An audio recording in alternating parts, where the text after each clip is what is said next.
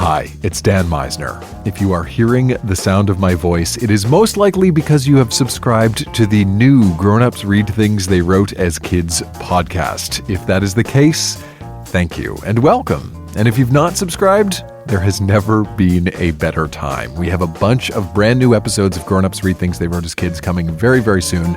I cannot wait for you to hear them. Plus, we have a bunch of live shows coming up all across Canada, quite possibly in your town. So if you are a fan of weird and wonderful childhood and teenage writing, 2015 is going to be a good year.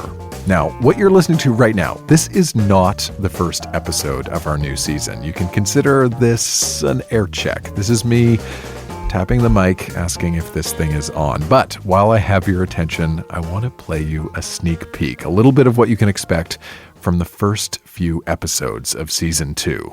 First up, one of my favorite Grown Ups Read Things They Wrote as Kids readings of all time. When Jason was 14, he kept a journal, and in it he chronicled what he now looks back and calls the life of a pretty dramatic gay teen. Here's Jason.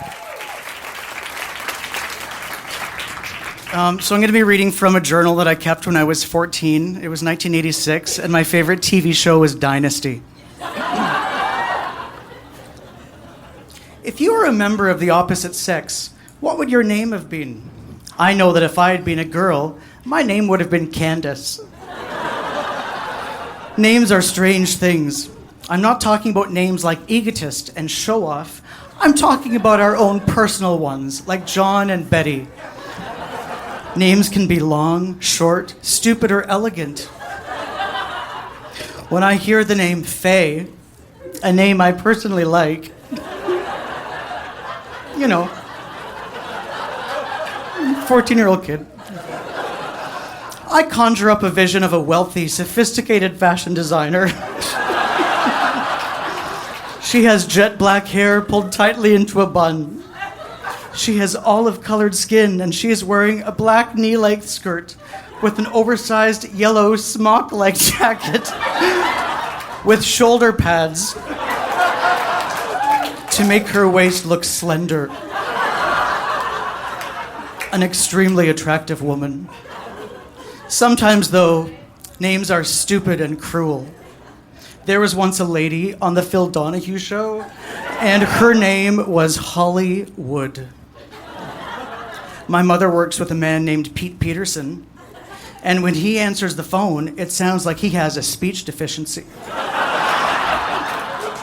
Better known as a stuttering problem.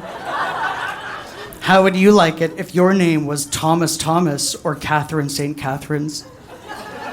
I personally like elegant names such as Ashley, Corinne, Faye, Emily, and Alexandra.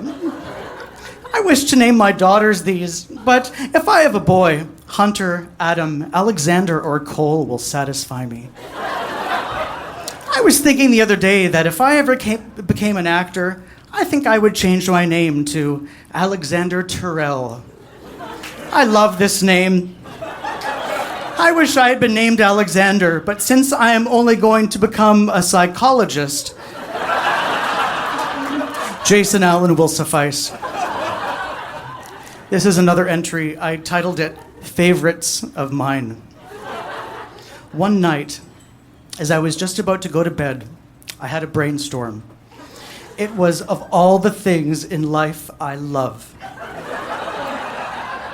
On the top of the list, I love the smell of a dry tea bag.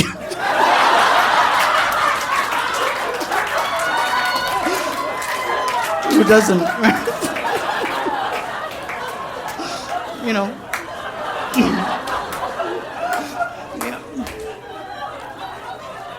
I also love the Flowers in the Attic series of books by V.C. Andrews. Yeah. There are 4 books in this set, and when I completed the last page of the last book, I cried for 10 minutes. I shed more tears than when my grandmother died.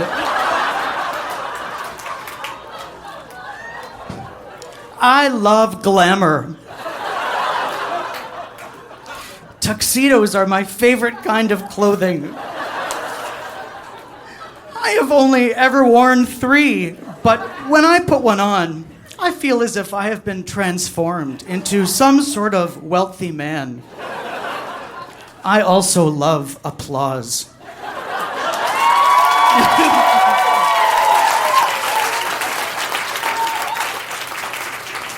Just the thought of staring into a blinding white light and hearing loud claps all put together makes my skin go cold. I flash a smile, and the clapping increases until finally there is a roar and everyone ascends off of their seats and straightens their knees to give me, Alexander Terrell, a standing ovation.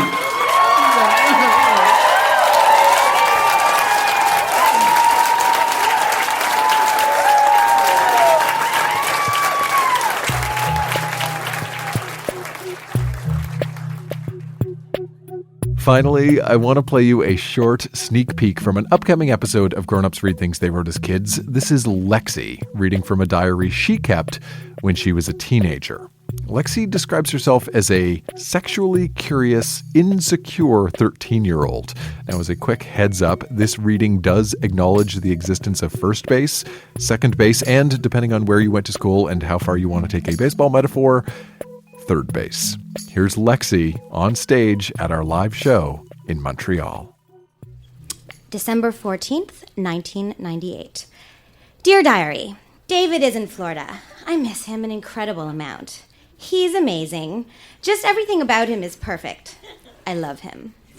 I know he likes me. Well, of course he likes me. Why would we be going out if he didn't like me? We didn't kiss yet, but we're gonna. The first thing we're gonna do is kiss. I want to stick my tongue so far down his throat he'll be choking.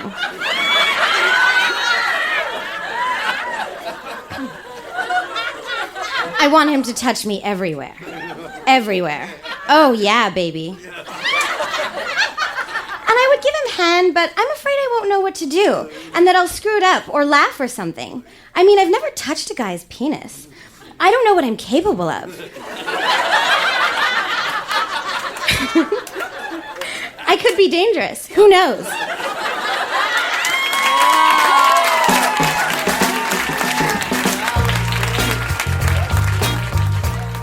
We will hear more from Lexi's diary this season on Grown Ups Read Things They Wrote as Kids. If you have subscribed to the podcast, you're going to get new episodes starting early in 2015. And if you have not yet subscribed, what are you waiting for? There are links to iTunes and the podcast feed in the description for this file and at our website, grownupsreadthingsttheywroteaskids.com. That's also where you can sign up for our mailing list and find our upcoming tour dates. We're traveling all across Canada this year, and we would love to hear your childhood and teenage writing.